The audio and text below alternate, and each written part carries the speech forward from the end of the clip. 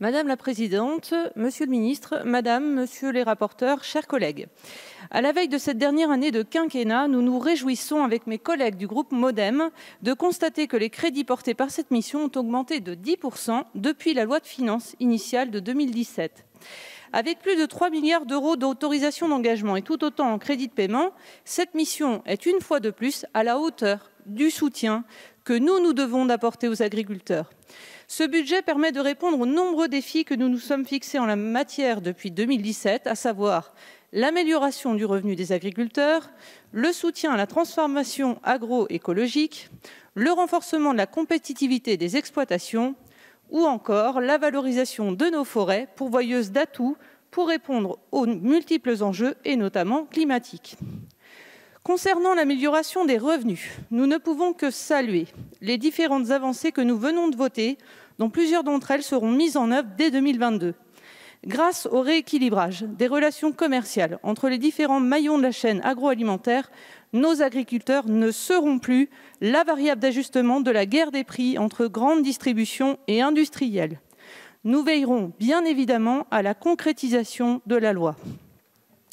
À l'occasion du PLF 2021, notre groupe avait alerté quant aux difficultés de compétitivité que rencontraient nos exploitations et notamment celles des cultures spécialisées de fruits et légumes. Nous avions évoqué leurs difficultés de recrutement et de compétitivité. Sur le premier point, les difficultés de recrutement, nous avions appelé de nos vœux la pérennisation du dispositif TO-DE.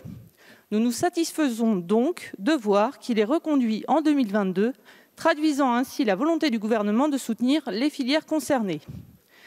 Concernant la compétitivité des prix, la mise en place d'une expérimentation spécifique sur la filière fruits et légumes est à saluer.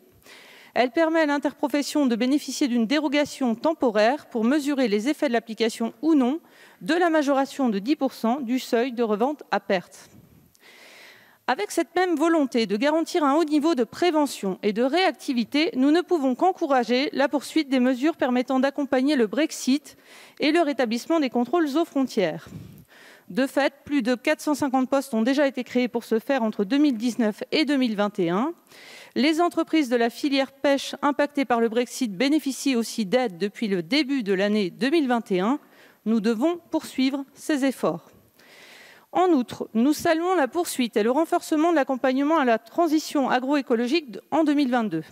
En effet, les moyens dédiés aux aides à la conversion à l'agriculture biologique sont accrus, et ce, afin d'atteindre les objectifs du plan Ambition Bio 2022.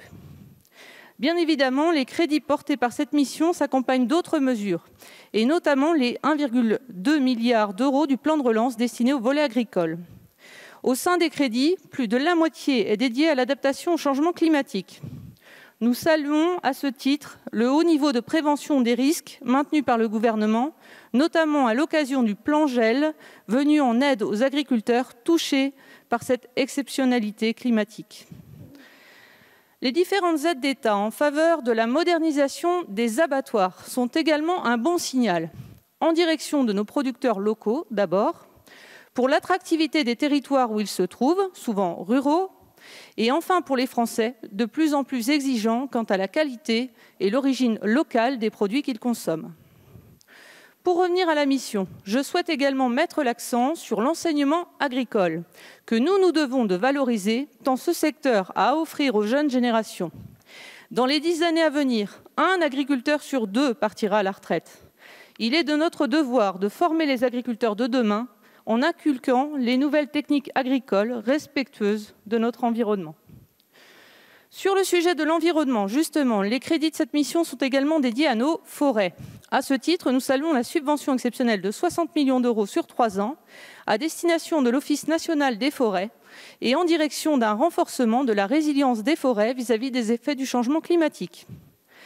Enfin, et pour conclure, nous souhaitons saluer l'engagement du Président de la République et du ministre Julien Denormandie, afin de préserver les moyens alloués aux agriculteurs français lors des négociations du nouveau cadre financier pluriannuel 2021-2027 de la PAC.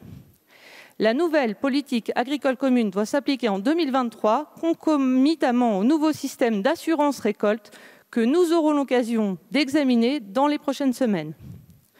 Depuis 2017, la boussole de notre action est celle de l'émergence d'un modèle agricole plus juste et durable. Une fois de plus, les crédits de cette mission pour 2022 vont dans ce sens et c'est pourquoi le groupe démocrate y votera favorablement. Et j'ajoute juste qu'il y a eu un geste important de fait en faveur des retraités agricoles. C'était évidemment, depuis le terrain, depuis le vécu, quelque chose d'indispensable et à poursuivre.